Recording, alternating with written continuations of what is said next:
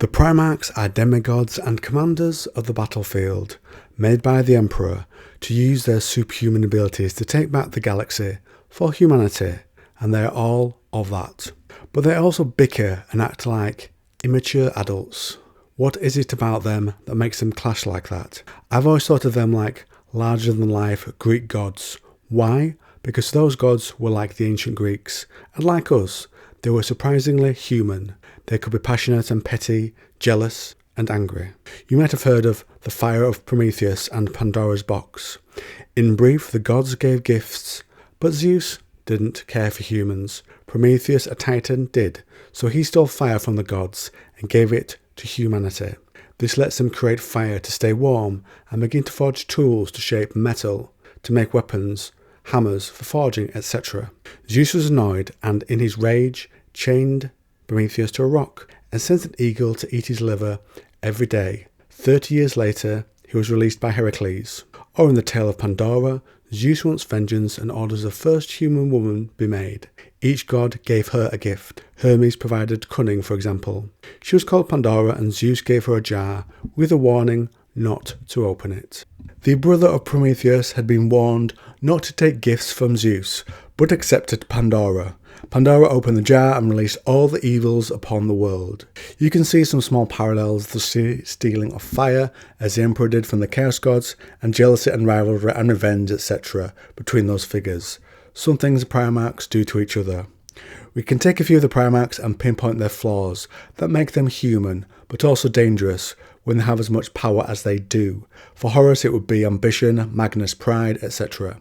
An example of close brothers who are betrayed would be the relationship and how it breaks down between Horus and Sanguinius.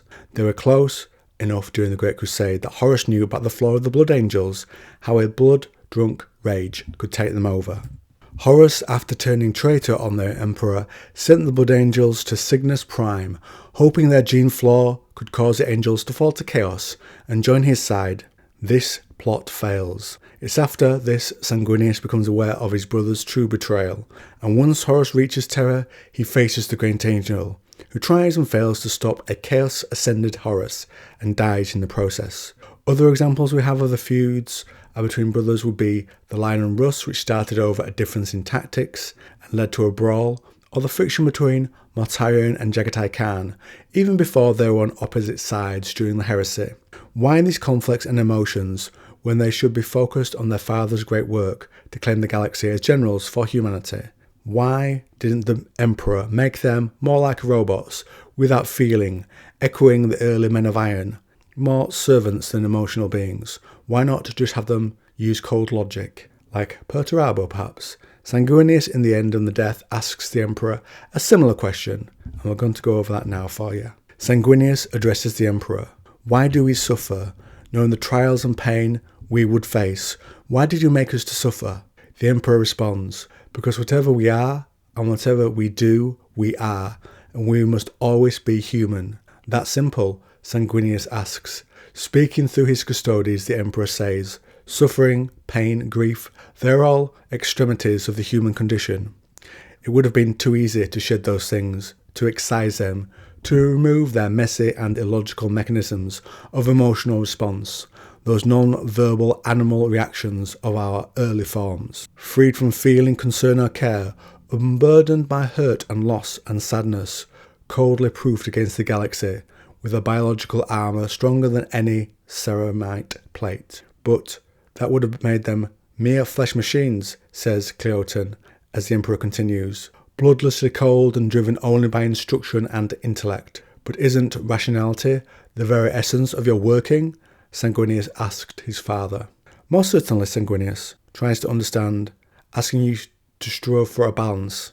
As an answer, the Master of Mankind shares his great work, how after the age of strife, the human genome had drifted into mutations. He wanted to rebuild that genome, to direct humanity towards sanctioned genetic reconstitution. For example, navigators emerge and are essential, as are astropaths. The Emperor's Imperium could not survive without them. So while rationality must remain, emotions, though unruly and forever unpredictable, are still mankind's greatest assets. Long years of neuro research Show my father this beyond doubt. The human mind is an astoundingly powerful instrument. We are capable of almost anything. Emotions are needed because they make us what we are. To create the Primarchs and the Astartes without emotion would have doomed us to stagnation, indecision and failure. The very things, those unique individual qualities that made Horus Lupercal turn, are the same traits that will allow you to triumph, says Sistaris on behalf of the Emperor. We suffer because it is the sad but necessary consequence of our ability to prevail. So, a lot to unpack there.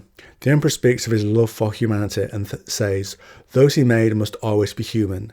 I think this part must be so they can understand those they lead, or looking at it from, say, Gasman's perspective, those that follow the leaders, what they go through, their fears and passions, etc.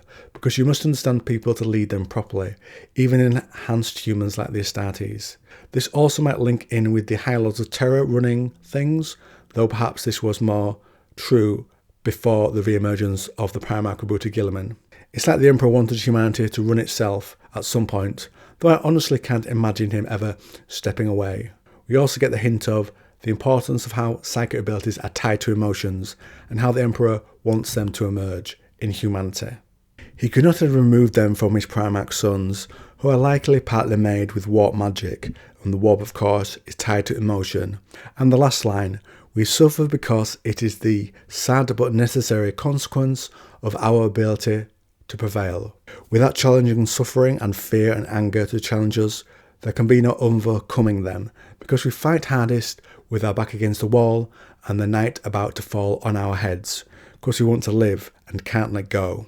If that comes through slaughtering a load of orcs like Vulcan, or an emotional struggle, the result is the same. They understand and act like humanity, so they understand why they fight for them. So to come back to the original question, why do they act like immature adults, these Primarchs, or larger-than-life Greek gods or demigods? Because of their emotions and their humanity, they are like us writ large, with our successes and failings, so they can understand us, and if he was perfecting the human genome for the emergence of psychic abilities, the Primarchs are a high representation of both, and stand as sources of authority, each representing some sort of ideal perhaps.